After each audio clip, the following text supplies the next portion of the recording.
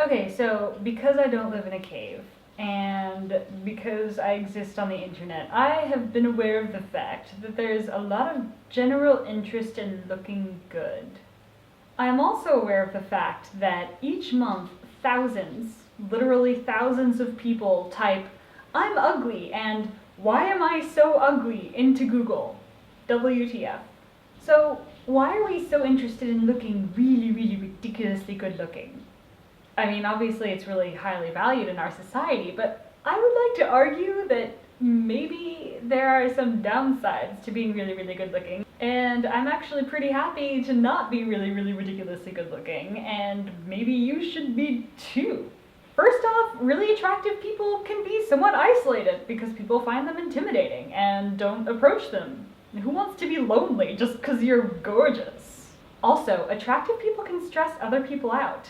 As it happens, one study done by the University of Valencia found that men left in a room alone with an attractive woman for 5 minutes had raised levels of cortisol, which is our body's stress hormone. Now, short exposure to cortisol is not necessarily a bad thing, but prolonged exposure can worsen the effects of heart disease, hypertension, diabetes, and even impotency. So, by not being terribly attractive, I and all of my not very attractive friends are not hurting you.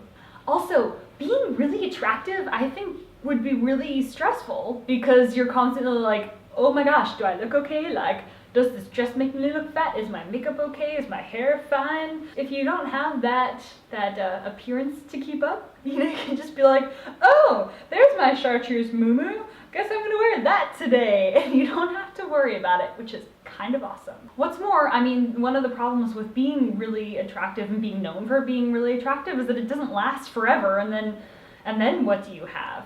Well, I should qualify that, of course. It doesn't last forever unless you're Helen Mirren. Another benefit of not being known for being particularly good looking is that you will be remembered for your accomplishments and your personality and less for a feature of your appearance. Take Helen of Troy as a really good example here. She had the face that launched 1,000 ships. One of the reasons why I'm not terribly concerned about being good looking is that I know that with the right lighting and a professional team of makeup artists and stylists, I can look good. Anyone can look good with a suitably professional team. Why do you need to invest all this time in looking good when, if you really need to in a pinch, you can get someone to take care of that for you. Finally, beauty is in the eye of the beholder. You may think that you're not very attractive, and you may think that someone else is really fugly, but someone else might think that they're gorgeous. It's such a subjective thing that I really don't know why we're always trying to look good, because we're not ever going to look good to everyone, and what may be one person's beautiful is another person's hideous. So, why are we worrying about this, is my question.